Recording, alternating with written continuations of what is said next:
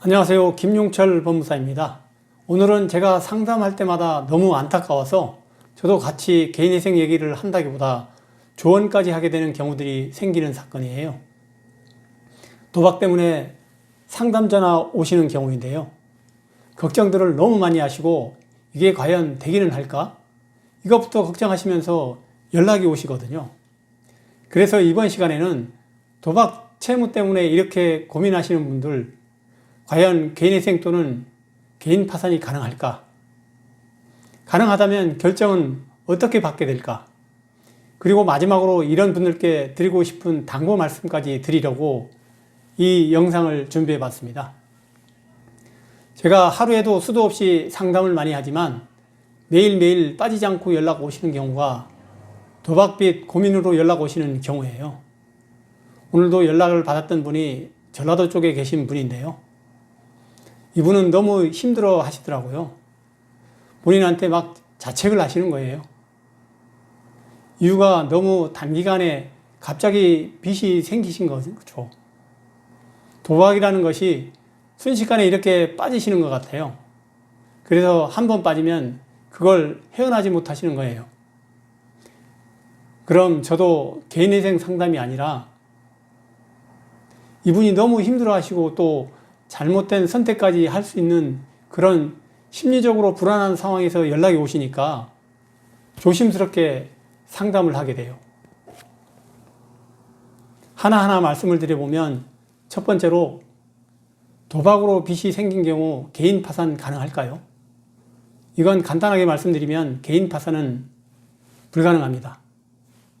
개인 파산은 면책 불허가 사유라는 규정이 있어요. 그 중에서 대표적인 게 도박으로 재산을 많이 탕진하셨거나 채무가 과중해진 경우에는 면책을 해주지 않는다고 명확한 규정이 있습니다. 그래서 도박으로 채무가 많아지신 분들은 개인 파산 신청은 되지 않습니다.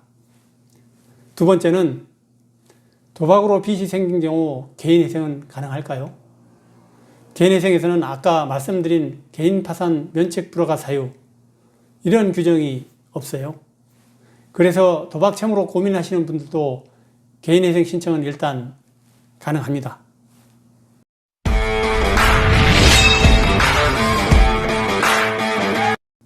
그럼 개인회생 신청 시 무엇이 문제일까요? 개인회생을 신청해도 법원에서 항상 꼼꼼하게 따지는 게 대출받은 돈을 어디에 썼느냐 이걸 따지잖아요. 그래서 기본적으로 최근 1년, 길게 보는 법원은 최근 2년이 통장 내역, 카드 거래 내역을 다 제출하게 해서 꼼꼼하게 다 따집니다. 그런데 도박은 내역을 보면 뻔히 다 보여요. 그래서 이게 피해갈 수 없는 문제가 됩니다. 그렇다면 법원에서 통장 내역 검토하시고 도박 내역이 발견되면 어떻게 하라고 할까요?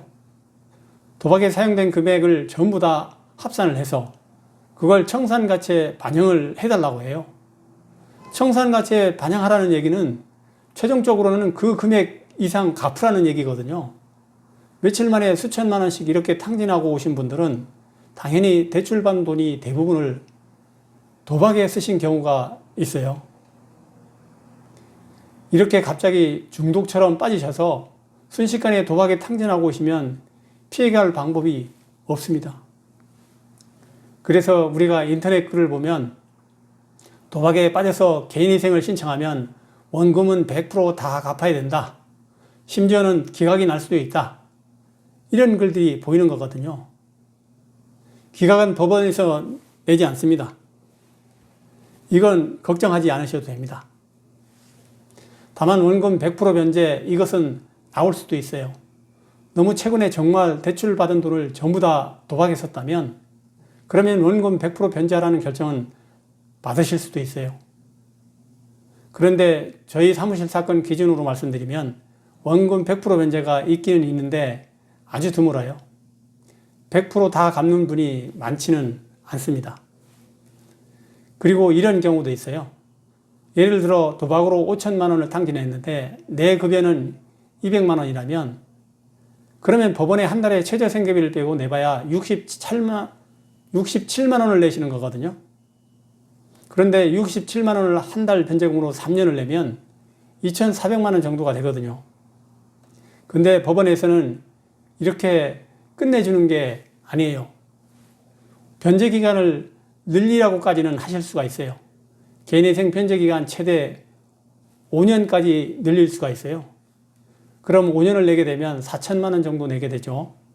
이분이 도박에 100% 다 썼다고 해도 법원이 그분이 낼 수 있는 돈을 기간까지 최대한 연장해서 5년을 내라고 해서 결정을 하는데 그래도 100% 변제가 안 나온다.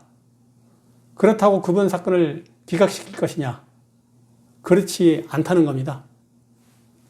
통상 변제기간 5년까지 늘려서 변제하겠다고 하면 내가 도박에 탕진한 돈을 다 갚지는 못하더라도 대부분은 인정을 해줍니다. 본인이 하실 수 있는 최대치를 법원에서 내라고 하지 불가능한 것까지 하라고 하실 수는 없거든요.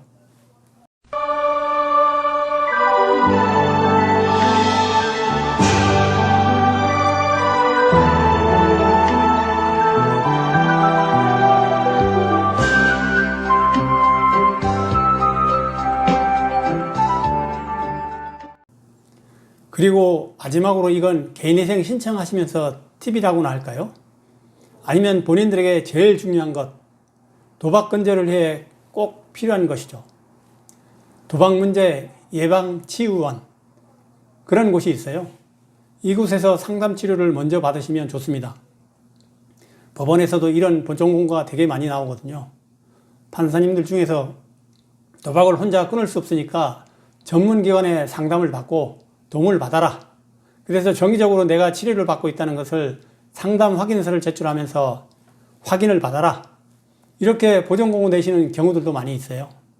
그래서 사전에 내가 법원에서 그런 보정공고가 나오기 전에 먼저 개인회생 신청하시기 전에 한국도박문제예방치유원에 전화상담 받으시고 또 상담치료 받으시고 상담 확인서라는 게 나오거든요.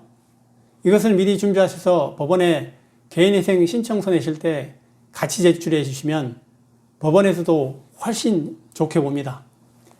그래서 결과가 더 좋아질 수가 있어요. 결론적으로 말씀드리면 도박으로 발생한 빚, 과연 해결 방법이 있을까요? 개인회생 가능하고 기각되지 않습니다. 용기를 내시기 바랍니다.